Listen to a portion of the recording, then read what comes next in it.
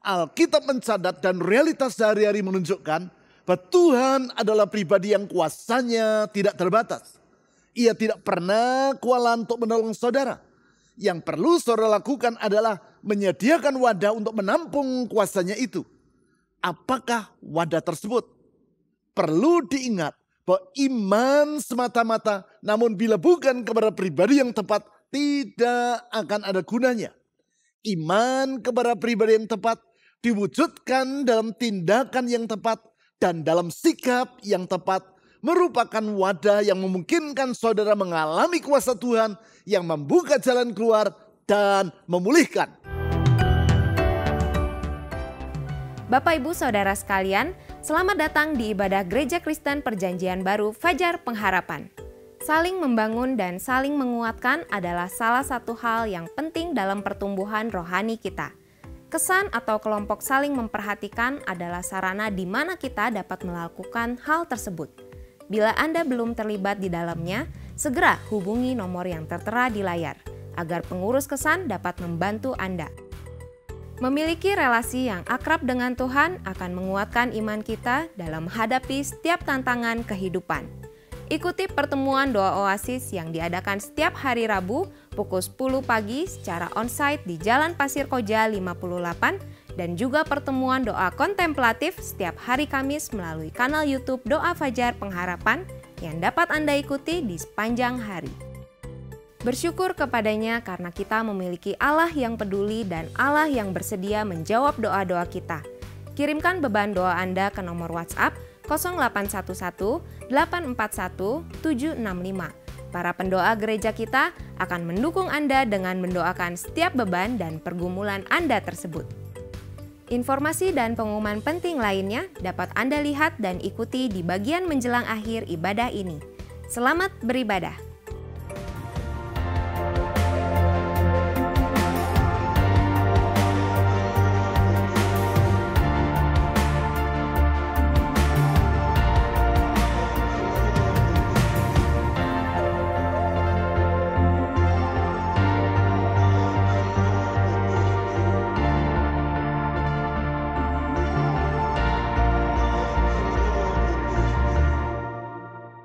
Alkitab mencatat dan realitas sehari-hari menunjukkan bahwa Tuhan adalah pribadi yang kuasanya tidak terbatas dan tidak pernah berubah. Dengan kata lain, apa yang tidak mampu dilakukan oleh manusia sesungguhnya tidaklah sukar bagi Tuhan untuk mengerjakannya. Apa yang tidak mungkin bagi manusia sesungguhnya tidaklah mustahil bagi Tuhan untuk mewujudkannya. Dengan kuasanya yang tidak terbatas dan tidak pernah berubah itu, Tuhan sanggup membuka jalan keluar bagi orang yang terperangkap dalam kesukaran. Dan ia mampu mengangkat orang yang terjerumus di dalam lembah keputusasaan. Saya sering berkata bahwa ketidakterbatasan kuasa Tuhan itu adalah bagaikan dahsyatnya debit dari air terjun Niagara. Sangat dahsyat sebab air terjun yang memisahkan negara Amerika Serikat dan Kanada ini setiap detiknya rata-rata mengalirkan air sebanyak 3.000 meter kubik. Ingat, air sebanyak itu adalah dalam 1 detik dan bukan dalam 1 menit. Artinya, kapasitas air terjun Niagara sangatlah luar biasa. Apa yang diperlukan untuk menampungnya? Yang perlu saudara lakukan adalah menaruh sebuah wadah di bawahnya. Apabila saudara membawa wadah, yaitu sebuah gelas kosong ke bawah air terjun tersebut, berapa banyak air yang akan saudara peroleh? 1 gelas penuh. Kalau saudara membawa sebuah ember kosong ke bawah air terjun itu, berapa banyak air yang akan saudara tampung? 1 ember penuh. Kalau saudara membawa sebuah tangki yang biasa digunakan untuk mengangkut bahan bakar dan menaruhnya di bawah air terjun itu, berapa banyak air yang dapat saudara bawa pulang? 1 tangki. Artinya, berapa banyak air yang akan saudara tampung sangat tergantung kepada ukuran dari wadah yang saudara bawa dan taruh di bawah air terjun tersebut. Singkat kata, air terjun Niagara tidak pernah kewalahan. Dia tidak pernah berkata, jangan membawa wadah yang terlalu besar, aku tidak akan sanggup mengisinya sampai penuh. Tidak, air terjun Niagara tidak akan pernah berkata seperti itu. Air terjun Niagara tidak pernah kewalahan. Demikian juga halnya dengan Tuhan. Ia tidak pernah kewalahan untuk menolong saudara karena kuasanya tidak terbatas.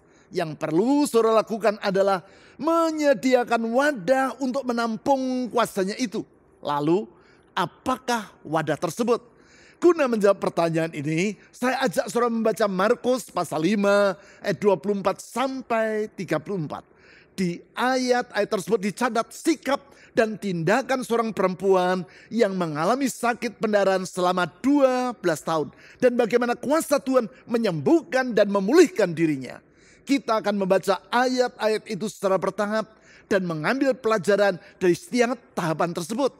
Kita awali dengan membaca ayat 24 sampai 29 terlebih dulu. Markus pasal 5 ayat 24 sampai 29. Lalu pergilah Yesus dengan orang itu. Orang banyak berbondong-bondong mengikuti dia dan berdesakan mengerumuni dia. Apabila saudara membaca ayat-ayat sebelumnya, yaitu ayat 21 sampai 23, maka saudara akan melihat bahwa mendahului apa yang terjadi di ayat 24 ini, Yesus baru saja menyeberang Danau Galilea dan tiba kembali di Kapernaum. Kemudian datanglah seorang kepala rumah ibadat yang bernama Yairus menemui Yesus. Ia memohon agar Yesus menolong anak perempuannya yang sedang sakit dan hampir mati.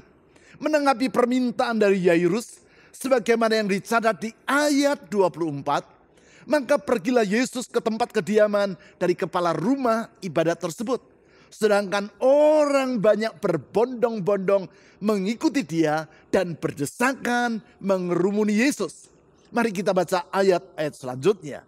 Ayat 25. Di situ ada seorang perempuan yang sudah 12 tahun menderita pendarahan. Ia telah banyak menderita di bawah perawatan banyak tabib, sehingga telah dihabiskannya semua yang ada padanya. Namun sama sekali tidak ada faedahnya, malah sebaliknya keadaannya makin memburuk. Ayat 27.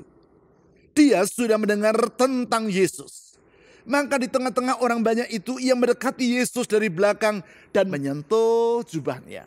Sebab katanya, asal ku sentuh saja jubahnya, aku akan sembuh. Ayat 29. Seketika itu juga sumber pendarahannya mengering dan ia merasa bahwa badannya sudah sembuh dari penyakitnya.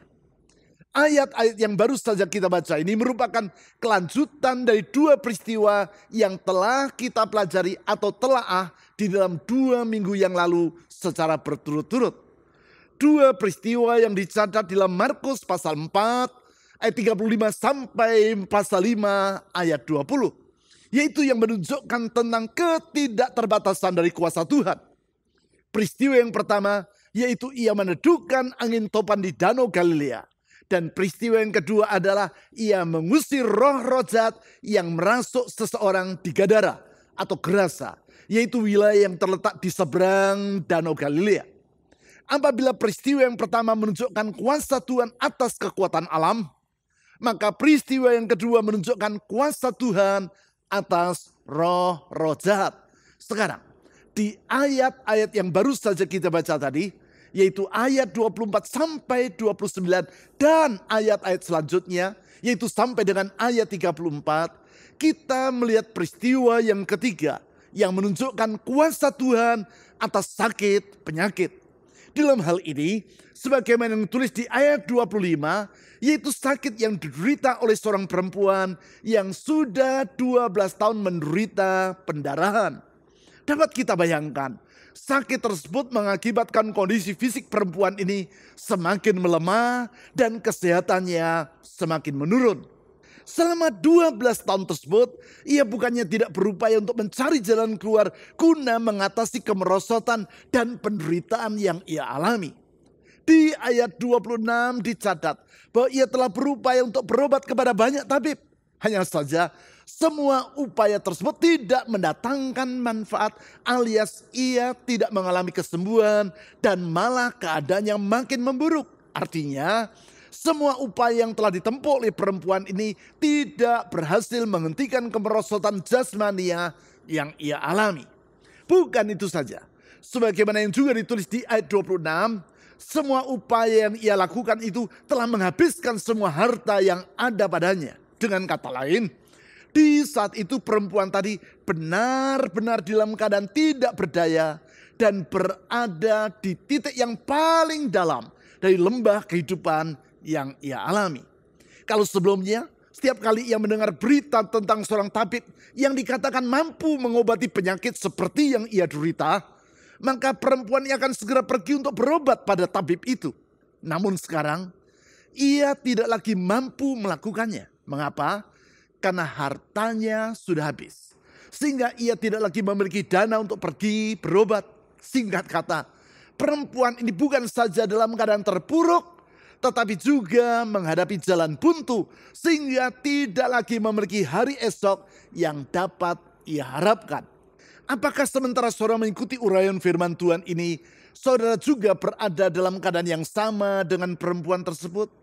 Saudara menghadapi jalan yang buntu, keadaan saudara semakin merosot dan saudara tidak lagi mampu berupaya untuk mencari jalan keluar bagi kesulitan yang sedang saudara hadapi. Apabila itu yang menjadi keadaan saudara, dalam kesempatan ini saya ingin menyampaikan kabar baik, yaitu pada dalam Tuhan Yesus senantiasa tersedia pengharapan.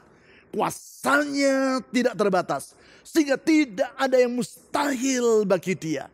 Kuasanya tidak pernah berubah dan ia mampu mengubah keadaan yang level down atau merosot menjadi level up, atau berbalik menjadi meningkat dan mengalami pemulihan. Hal itulah yang dialami oleh perempuan yang menderita sakit pendarahan selama 12 tahun ini. Apabila di ayat 25 yang telah kita baca tadi ditulis bahwa perempuan tersebut menderita pendarahan, maka di ayat 29 dicatat sumber pendarahannya mengering dan perempuan itu sembuh dari penyakitnya. Kuasa Tuhan Yesus yang tidak terbatas telah mengubah keadaan perempuan ini. Perlu saudara ketahui, bahwasanya bukan kuasa Tuhan Yesus tidak terbatas, kuasanya itu juga tersedia di masa kini.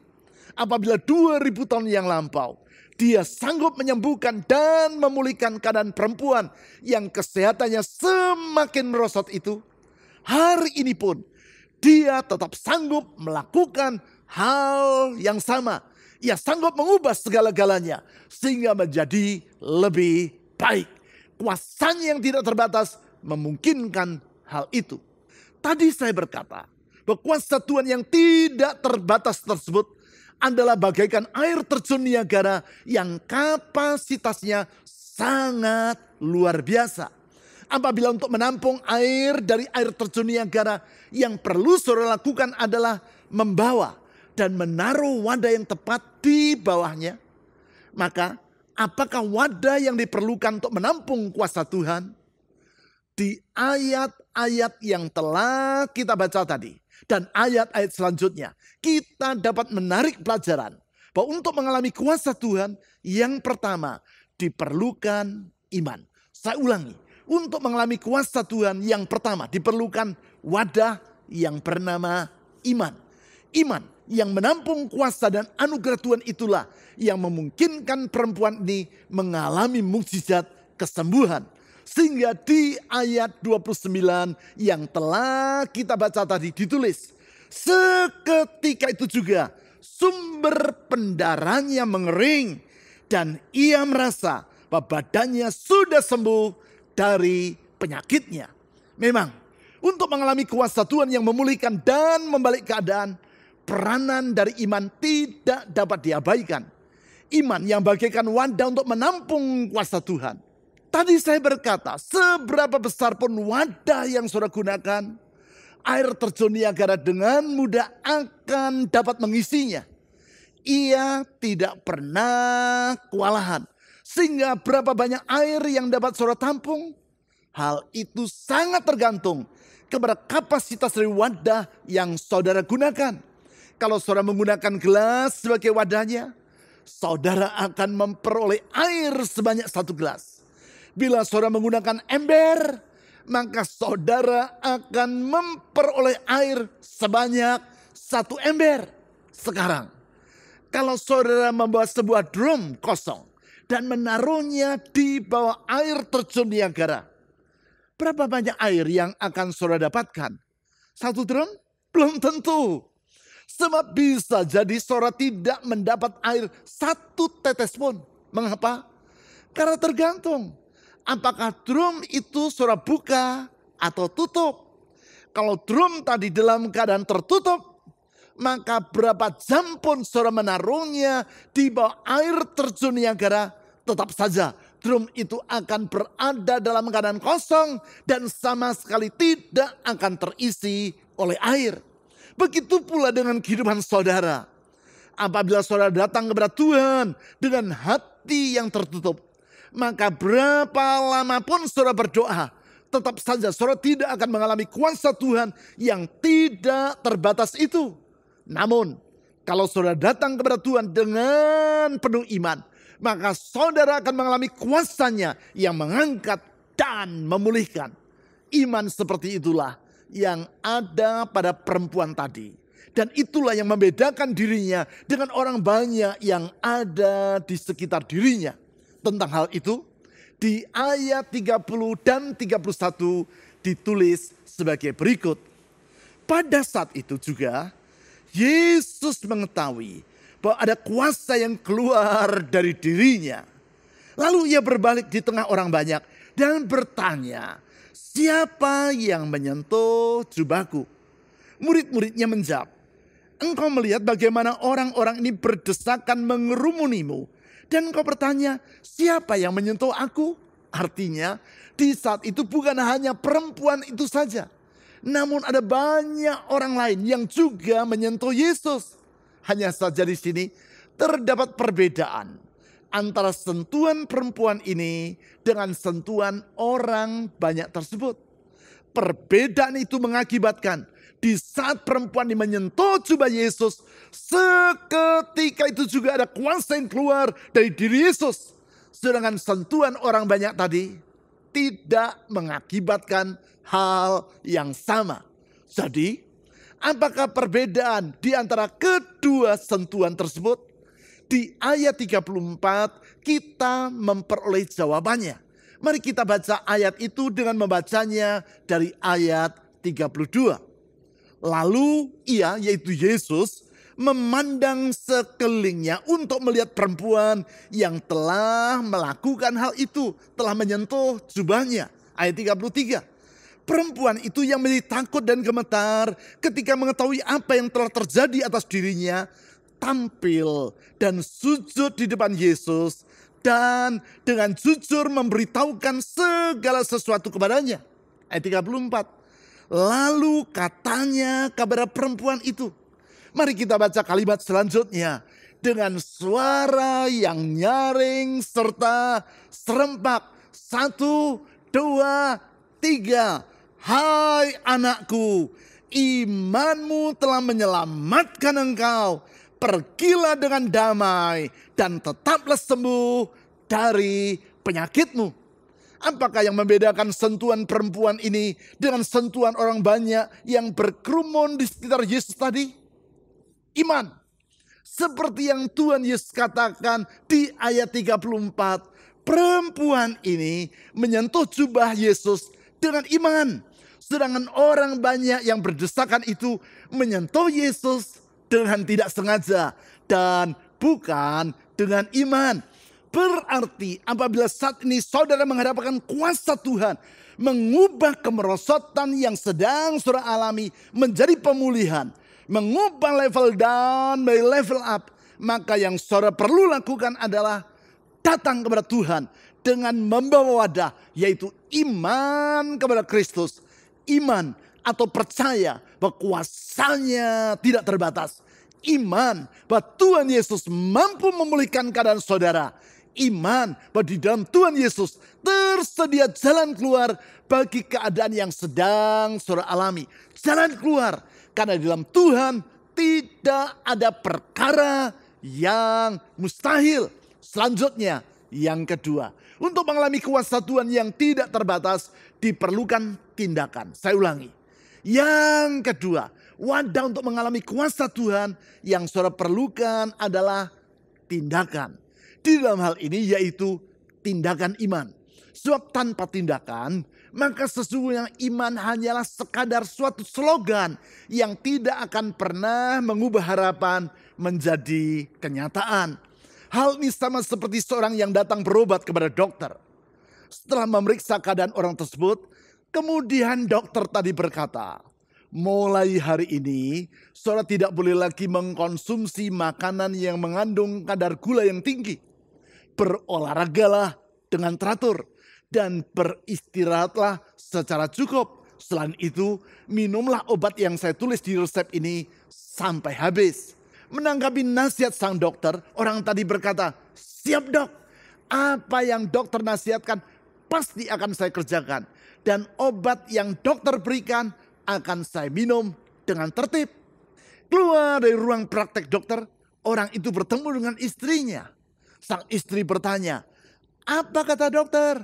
Orang tadi menjawab, memang dokter ini orang yang sangat pandai.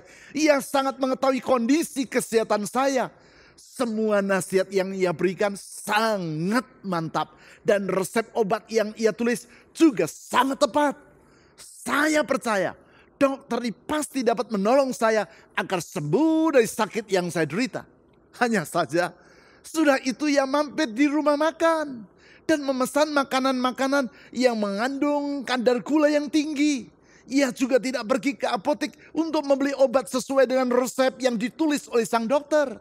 Esoknya ia juga tidak berolahraga ataupun beristirahat dengan cukup seperti yang dinasihatkan oleh Pak Dokter.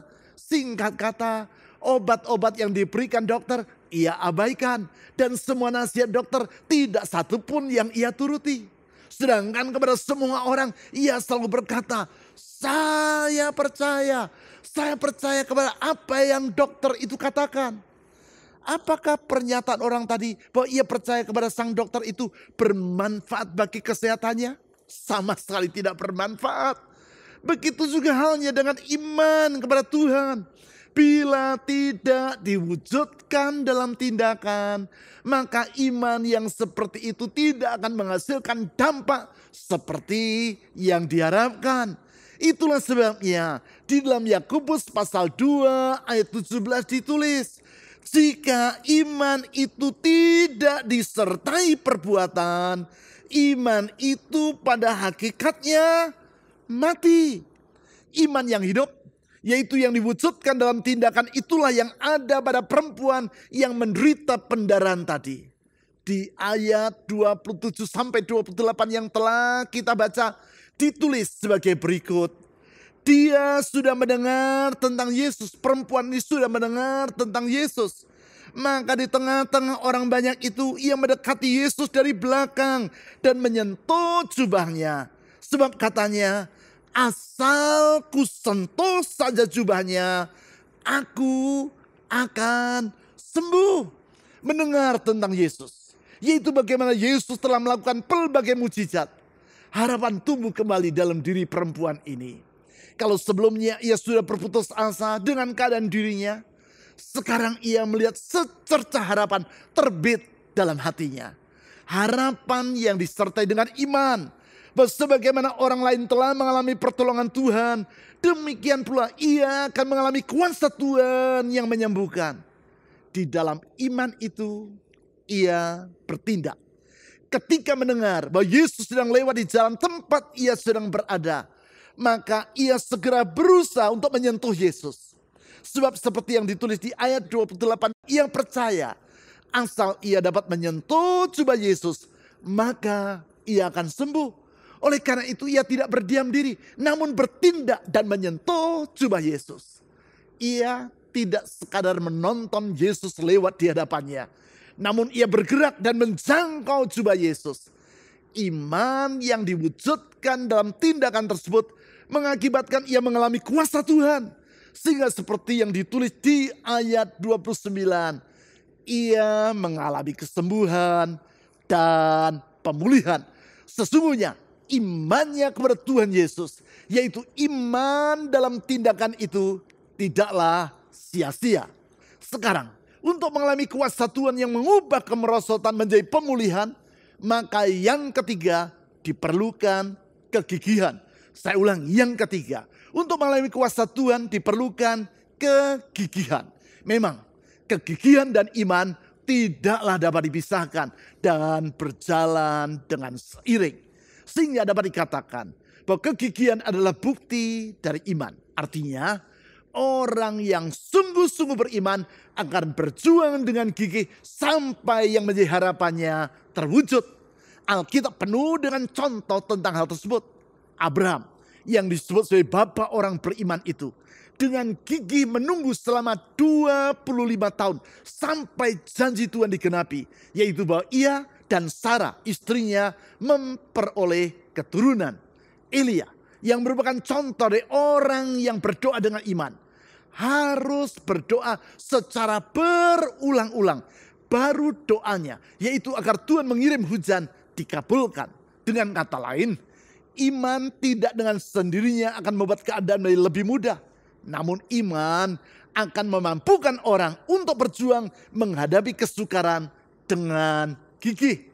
Tentang kegigihan ini, Calvin Coolidge, Presiden Amerika Serikat yang menjabat pada tahun 1920-an dan yang dianggap sebagai seorang presiden yang mampu membangkitkan semangat kaum kelas menengah di Amerika Serikat, dikenang orang antara lain karena kata-katanya yang menggelorakan semangat, yaitu nothing in the world can take the place of persistence.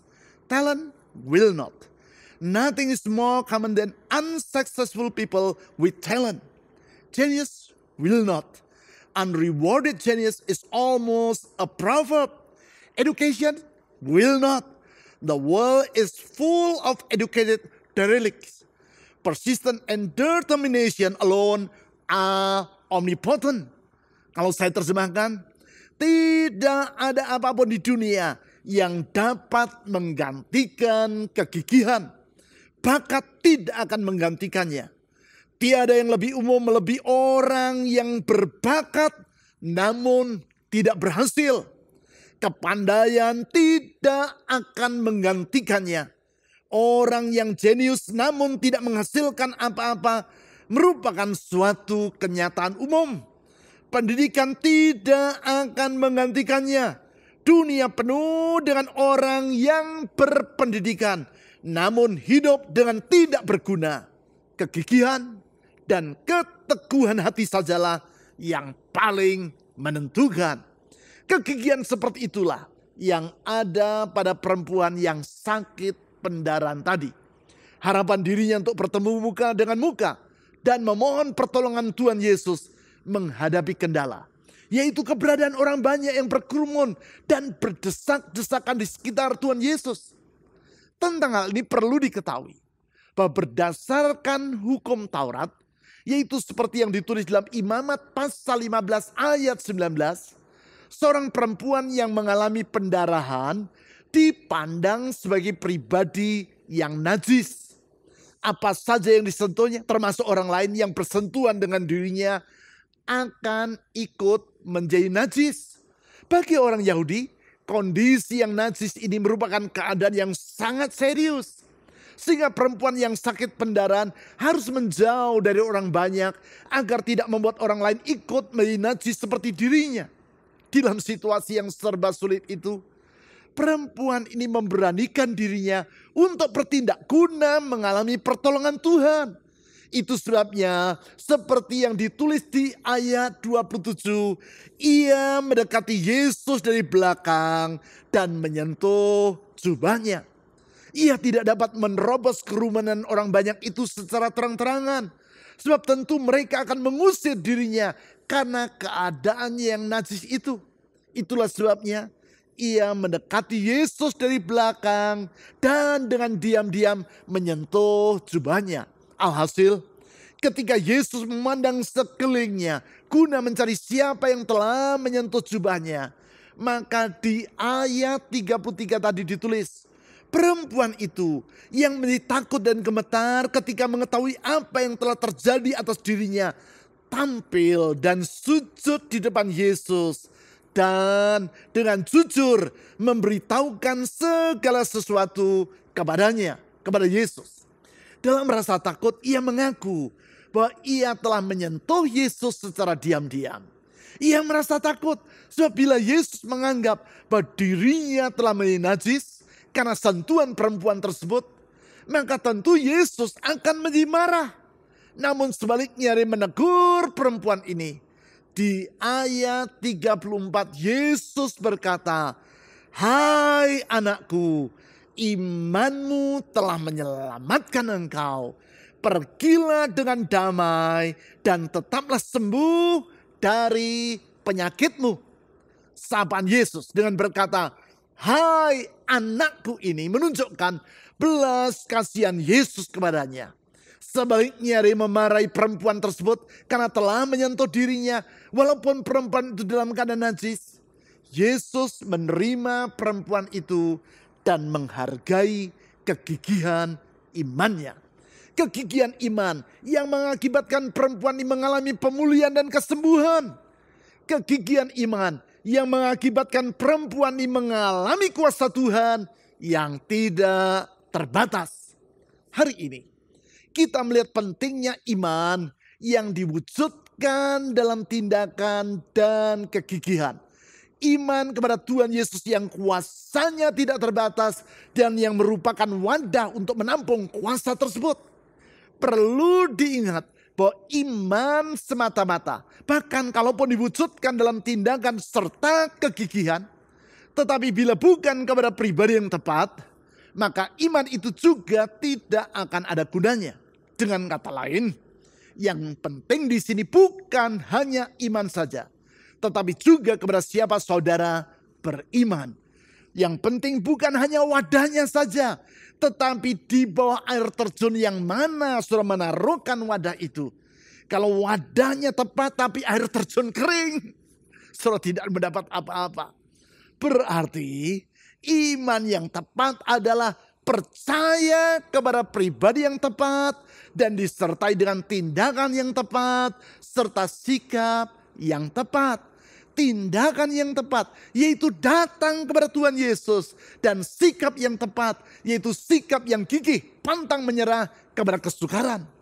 Iman seperti itu yaitu iman kepada Tuhan Yesus tidak akan sia-sia.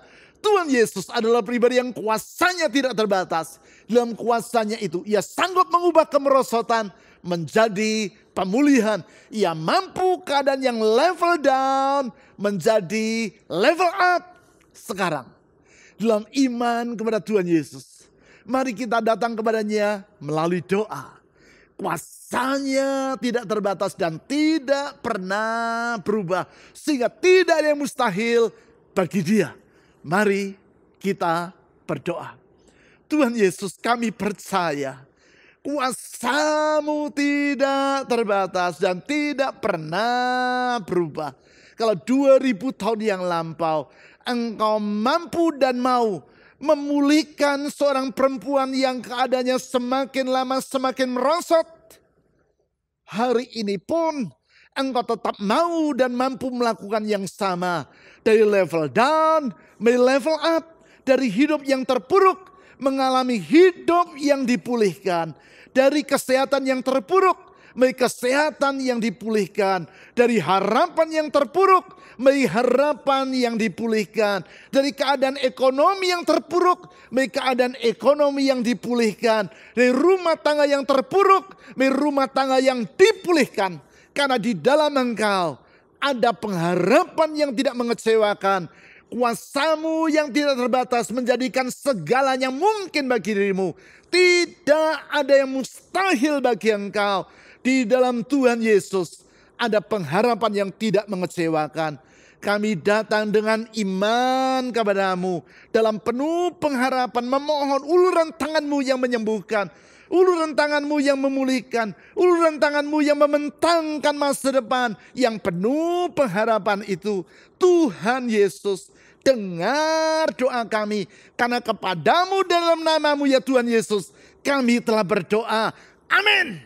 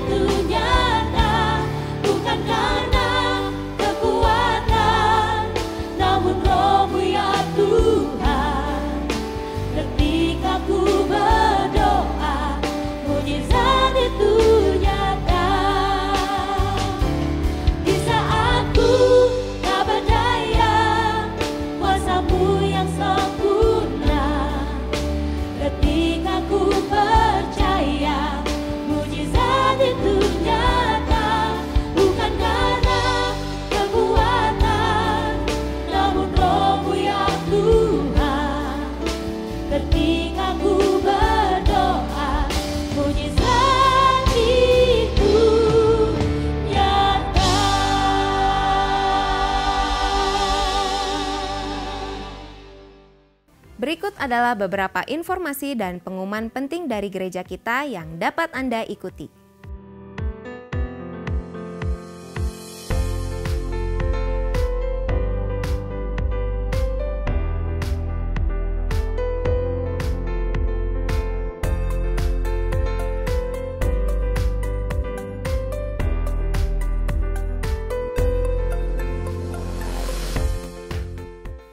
Persembahan dan persepuluhan sebagai ungkapan kasih dan syukur kita kepada Tuhan dapat Anda berikan dengan memasukkannya ke dalam kotak persembahan atau melalui rekening bank atau dengan cara men-scan QR Code dengan menggunakan aplikasi dompet digital.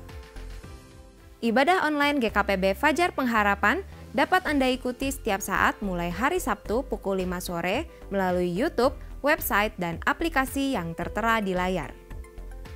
Berbagai informasi penting lainnya dari gereja kita dapat Anda ikuti melalui website www.fajarpengharapan.net atau melalui aplikasi GKPB Fajar Pengharapan serta Instagram GKPB Fajar Pengharapan. Bapak Ibu Saudara sekalian, sehat selalu dan sampai jumpa minggu depan.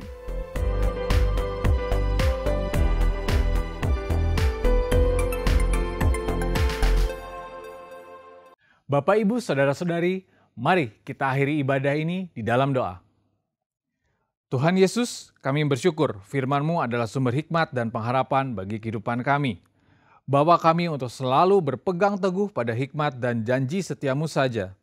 Kami berdoa untuk kesehatan jemaat-Mu, jagai dan berkati agar kami tetap sehat, dan bagi yang sedang sakit, kami minta kesembuhan di dalam nama Tuhan Yesus.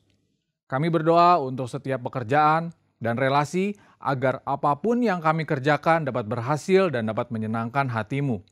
Tak lupa kami berdoa untuk persembahan yang akan dan sudah diberikan, biarlah ini semua dapat dipakai bagi kemuliaan nama-Mu. Di dalam nama Tuhan Yesus kami berdoa. Amin.